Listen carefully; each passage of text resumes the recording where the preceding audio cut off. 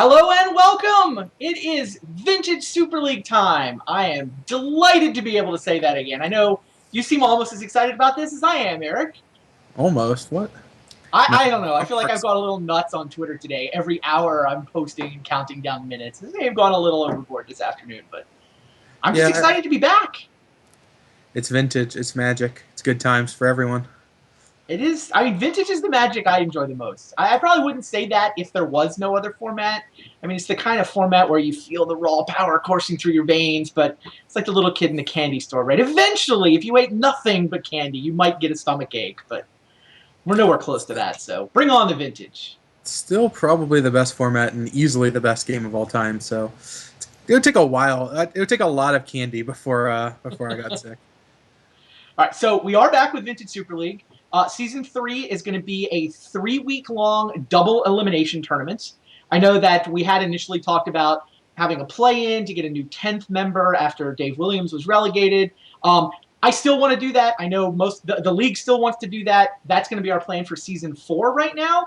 But we've got this Super League Championship thing put together. So double elimination, we get 3 weeks of vintage, sort of basically providing to all the Tuesday nights between now and the upcoming Pro Tour.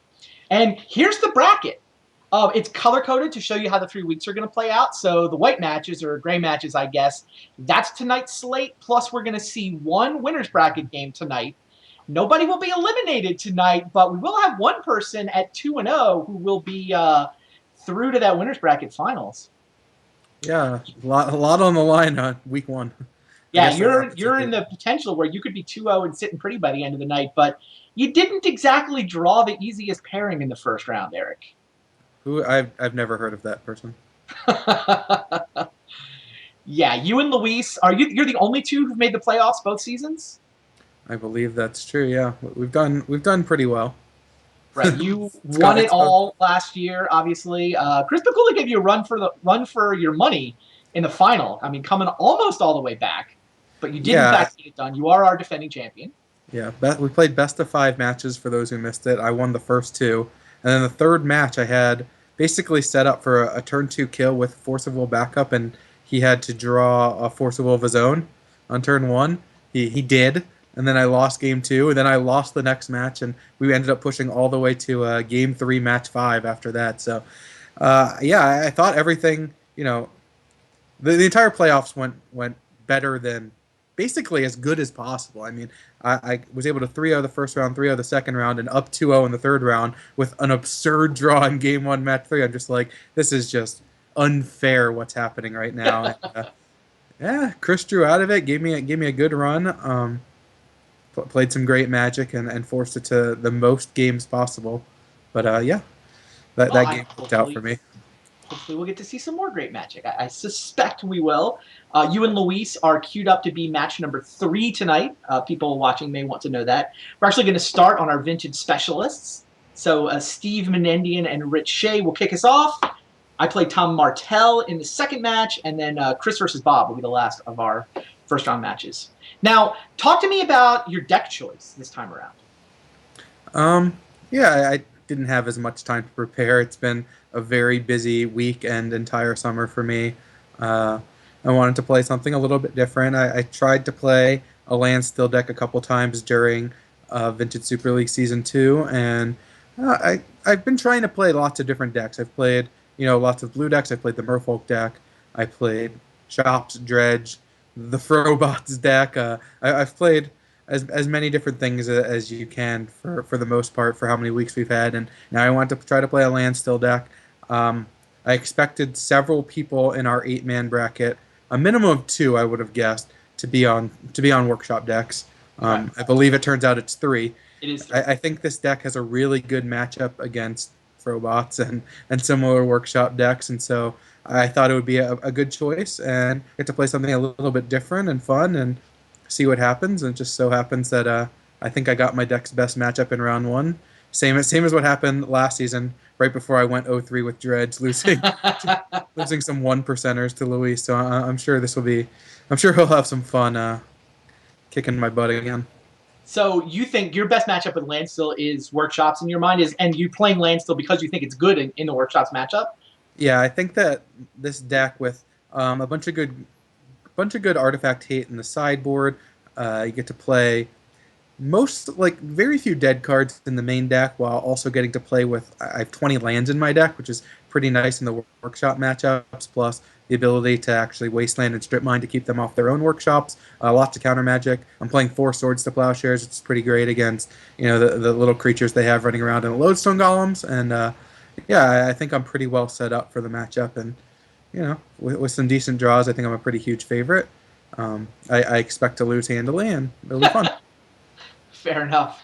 Yeah, the way this worked, everybody submitted deck lists yesterday, or by yesterday, and nobody knew what the bracket was going to look like. So we knew who the 8 players were, obviously. We knew it was going to be a double elimination, and then everybody submitted their deck lists yesterday. That way we could share them with you guys. There's a link floating around the chat. Here, I'll actually post it to the chat to make sure. If you guys want to check out the list, all 8 lists are now public, and we all now know what we're up against, but nobody knew who their opponent was, much less what deck they were going to be playing when we submitted these lists.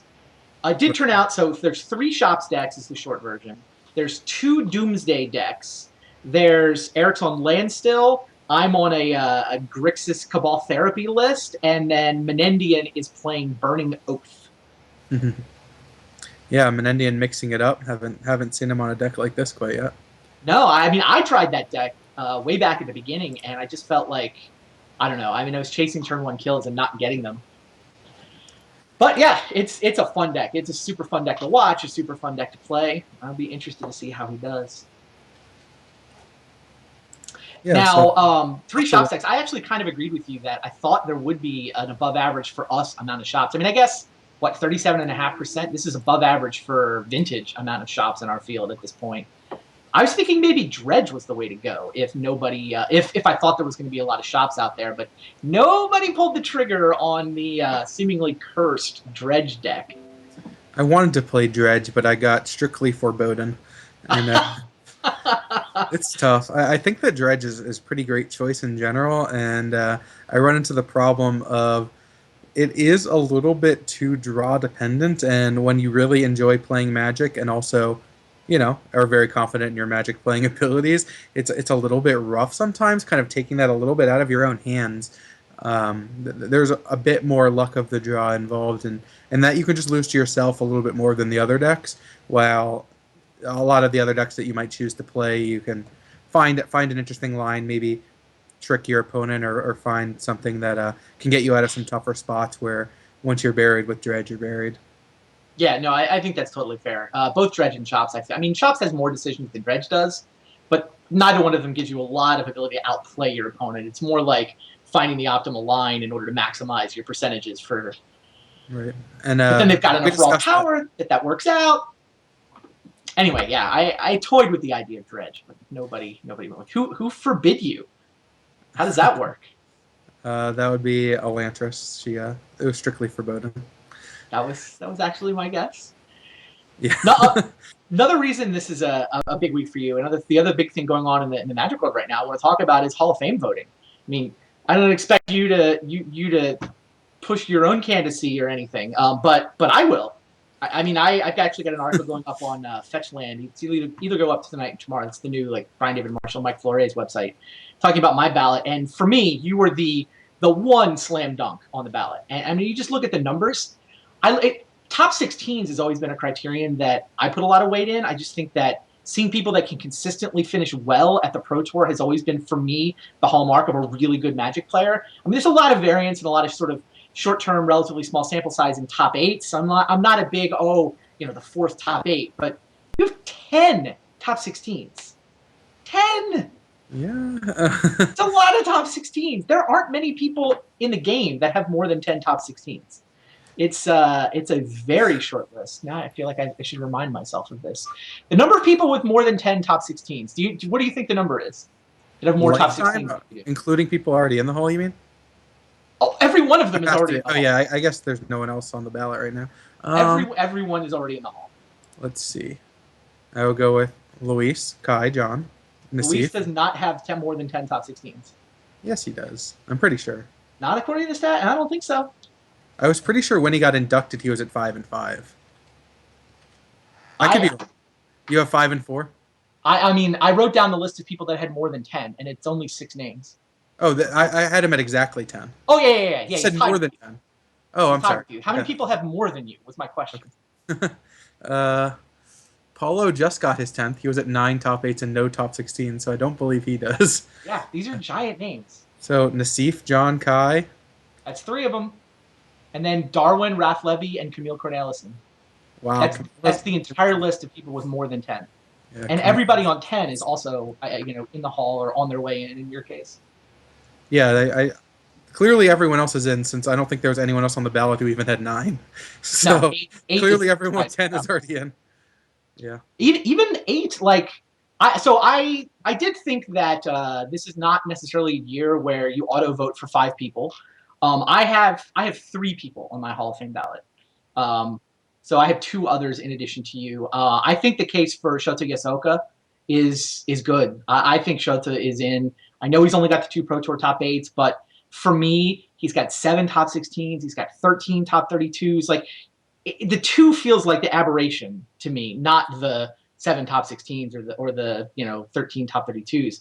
He's also a guy who's got the 11-1 domination of the first of the new worlds with this runner-up finish there that somehow doesn't count toward any of those stats. The Player of the Year title. So I've got Shota on my ballot, and then rounding out what I think, I've got Justin Gary on the ballot. The man just plain crushed the Pro Tour from about 97 through to 2002.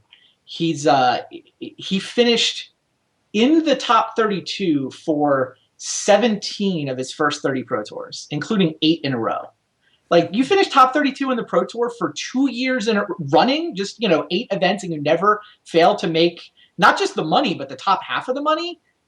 You're a Hall of Famer in my mind. Yeah, that is pretty fair. I'm not sure if I'm supposed to play devil's advocate for anything or what. I don't know. I mean, I'm curious if you have thoughts. I know it's always weird when I think that those are very reasonable candidates. I think that high on my list is Willie Edel, yeah. who I think is short when it comes to stats, but what he has done for Brazilian Magic and South American Magic as a whole sounds phenomenal. Like, of course, I'm not a witness to it. Everything you hear is secondhand, but also you hear that secondhand from everyone. Like, there are no Brazilian Magic players who don't point to Willie for a huge reason why they're able to do what they've done and for their success. And you never hear Willie talk about it, which is something that I find commendable. I've never heard anyone say that, well, Willie let me know that. No, it's everyone else telling you about Willie. All my interactions with him have been positive. He is clearly a good player. His stats are, again, short of what I would have for the Hall of Fame, but his contributions seem extremely high up there. Yep. And so I think that a lot of people will vote for him. I think there's a good chance he does get in this year. And he is certainly a Hall of Famer in many regards to the way that you might, quote-unquote, slice it. I agree with every word you just said. Yeah. The other guy I'll throw in there just a little bit short statistically, but has brought a lot to the game in my mind is Mark Herberholz. Sure. Like, he may be one of the 10 best deck builders of all time. I mean, I wish he had a couple more stats and I could kind of make the deck builder argument to push him over the top. Right. But I mean, he has the 4 Pro Tour top 8s, which is actually more than I think a lot of people realize. 4 top 8s in a win is nice, but there aren't any other finishes. Right? It's 4 total top 16s. So spiked 4 events, but yeah, he's another guy he's good people. He's a great brewer, but just a little bit short for me statistically. Yeah, I think there was a period of time where he was considered basically the consensus best player in the world, and there aren't very many people who fit into that category, and so that alone is a pretty fantastic achievement. Everything you said, Pro Tour champion, great deck builder, has done a lot for Magic for sure. He's another one who's a little bit short on what we consider to be Hall of Fame stats. Absolutely the case, and he will be someone who picks up a number of votes. It's going to be a real challenge for him to get in because I don't think he's a known quantity outside of America, and his being known in America is also from people who played the game a full decade ago, because he really hasn't been around much at all for a really long time. So that makes it really tough to actually get that 40%. That's a lot of votes. You're talking about, if there's about 200 ballots, and getting 80 votes, that's a real challenge. And so not being active and not being as much an international known quantity is going to be a real challenge. But yeah, he's definitely exactly what you said, very close. All right. Well, let's go back to vintage. I want to talk about our first match. Let's do it. So Steve Menendian versus Rich Shea. We talked about Menendian on a Burning Oath list. Maybe we can actually throw that deck list up and see what's actually going on there if you guys haven't taken a look at this. I mean, it looks like an Oath of Druids deck when you first look at it, right? It's got the Forbidden Orchards. It's got the 4 Oaths. 2 Grizzlebrands is the creature set. But all that Oath package is really trying to do is sneak a quick Grizzlebrand into play so you can draw 7 cards for 7 life, or realistically draw 14 cards for 14 life, and then kill your opponent with Tendrils of Agony. Like, all the games that he wins, basically, are going to be Burning Wish, go get the Tendrils of Agony from the sideboard, point it at my opponent, and my storm count is going to be in double digits. Right. We've seen a lot of Oath played in this league. We haven't seen as much of the combo Oath. I mean, you touched on the fact that this was essentially what I considered your pet deck coming into VSL Season 1. That's fair. Totally fair. It was a little bit different, I believe, than this version. This deck is more controlling. He's going with 4 Force of Wills, and of course the Steve Menendian 2 Misdirections. Can't leave home without him, no matter what you do. But 4 Dark Rituals, and really trying to go off fast while also having a lot of control elements. I'm not sure how well all of that works out. Yeah, he called it pitch Burning Tendrils when he turned the list in. What's that? He called it pitch Tendrils when he turned the list in with the 4 Force of Wills and the 2 Misdirections. Yeah, I've heard that. And a card that we haven't seen too much of in Vintage before recently, when the Academy deck started making a lot of use of it, is Windfall. That's definitely an interesting card. It's kind of different to see in a deck with all these pitch counter spells, and again, like a lot of real good control cards. How many counter spells are in this deck? 9? It's a good number of counter spells to go with a bunch of Dark Rituals and Burning Wishes, and it's definitely interesting. I'm definitely looking forward to seeing how this deck plays out. Yeah, the version of this that I was messing around with just when Vintage Super League got started was heavy on Duresses and Thoughtseize instead of Force of Wills. Because it's tricky. Like, the blue card count isn't all that high in this list. No, it can't be. I mean, if you're going to play 4 Dark Rituals and a bunch of artifact mana, right? How many blue cards are we looking at? It looks like I'm counting 19 total, and that includes the 4 Force of Wills and 2 Misdirections. So, yeah, it's not a high count. It can definitely get in a situation where you can only cast one of your pitch counter spells, if you can even do that. So it's going to be pretty hard to cast 2 of them. Yeah, but I mean, you don't have to take control of the game, right? You just need to stop them from messing with you. You're the beatdown. So if he comes out and gets off a draw 7, that you just cast all the cantrips and all the fast mana, and pretty much that should be enough storm count. All right, let's look at Rich Shea's deck and see what he's up against. This is not a great matchup for Mr. Menendian. Nope. The name Frobots has caught on, though. That was maybe perhaps our biggest accomplishment in VSL Season 2. Frobots seems to have stuck. I was just reading random deck lists over on the Mana Drain, and they're calling it Frobots. So your innovation here, or at least the deck that you made famous in VSL Season 2, was the Arcbound Ravager Triskelion combo. Like, putting that element into the Workshops deck is something that I think you were the first guy to sort of, I don't know, make a big splash with. Yeah, I guess make it more visible at the very least. I made a few changes to the deck. The original versions didn't have things like Sphere of Resistance, which I really think you do need more copies of these Sphere type effects in a lot of matchups like this one. This is an important card to really get that early disruption piece down, where Porcelain Legionnaire is just not going to do the same thing that a Sphere of Resistance is going to do. So Rich Shea choosing to go with the Sphere of Resistances that I had in my original version in VSL playoffs. All right, well, hey, you know what? Sounds like these guys are ready to play. Let us get down to the match. VSL Season 3 kicking off. Rich Shea on the